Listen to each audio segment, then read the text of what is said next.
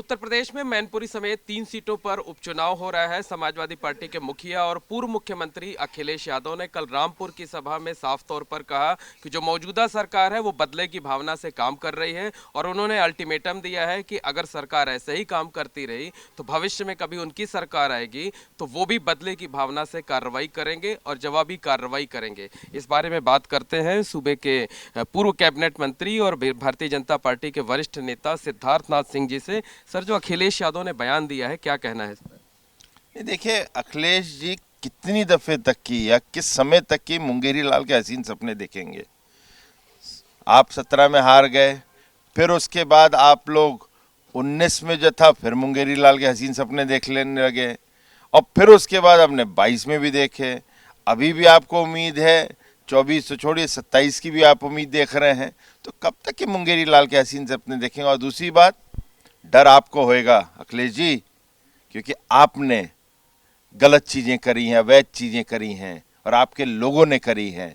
लेकिन भारतीय जनता पार्टी के ना मुख्यमंत्री ना ही उनके किसी नेता कोई गलत चीज करता है। लेकिन राजनीति में जिस तरह के शब्दों का प्रयोग उन्होंने किया है कि हमारी सरकार आएगी तो हम भी ऐसे ही कार्रवाई करेंगे, ये लोकतंत्र के लिए कितना ठीक है? देखिए, ये दिखाता है कि आप मर्यादा से बहुत दूर हैं और मर्यादा के अंदर रह के जो राजनीति करता है वो इस तरह के शब्दों का इस्तेमाल नहीं करता और बदले की भावना से नहीं कोई काम कर रहा है।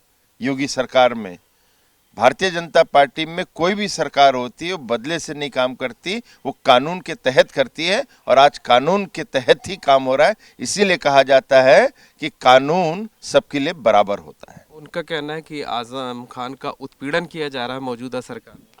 आप क्या कर रहे थे? मुख्यमंत्री थे जब वो उत्पीड़न कर रहे थे, किसानों की जमीन हथिया रहे थे रामपुर के अंदर, अन्य चीजें उन्होंने करी, बहुबल का इस्तेमाल कर रहे थे। जब आपको उत्पीड़न नहीं दिखा और उस समय जब आपको उत्पीड़न नहीं दिखा और आज आपको जब कानून अपना काम कर रहा है तो आपको उत्पीड़न दिख रहा है।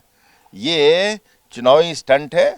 ना आजम खान से उनको प्रेम है, ना उनके चाचा शिवपाल से उनको प्रेम है। अच्छा, उन्होंने आपके जो सरकार के दोनों डिप्टी सीएम हैं उन्होंने उनको एक ऑफर दिया है कि जो 100 विधायक बीजेपी के तोड़कर पहले लाएगा उसको हम अपने समर्थन से मुख्यमंत्री बनवा देंगे। दो चीजें साफ हो गई। अखिलेश जी को पूरी उम्मीद है कि वो मुख्यमंत्री नहीं बनेंगे, इसीलिए दूसरों को ऑफर कर रहे हैं। और दूसरी चीज, राम की भूमि में रहते हैं आप, रामायण पढ़ी होती तो राम से भरत लक्ष्मण को दूर करने की बात नहीं करते। तब आप योगी जी को राम और दोनों डिप्टी सीएम? मैंने ये नहीं कहा, मैंने ना किसी को राम बोला ना भरत बोला, मगर मैंने कहा उस भूमि पे आप रहते हैं तो रामायण पढ़ी होती, जो एक शिष्टाचार है, संस्कृति है, भारतीय संस्कृति, उसमें राम से भरत लक्ष्मण को अलग नहीं किया जाता।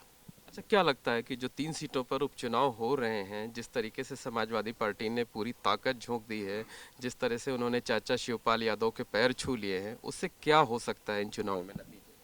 नहीं, पैर छुए तो अच्छी, ये तो संस्कृति है, हम कब उसका बुरा मानते हैं।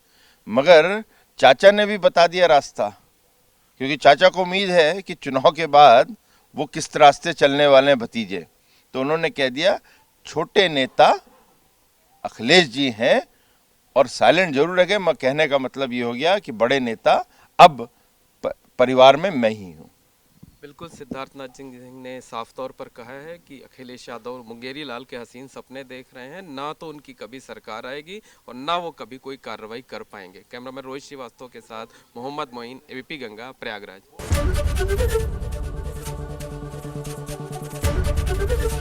एबीपी गंगा, खबर आपकी, जुबान आपकी।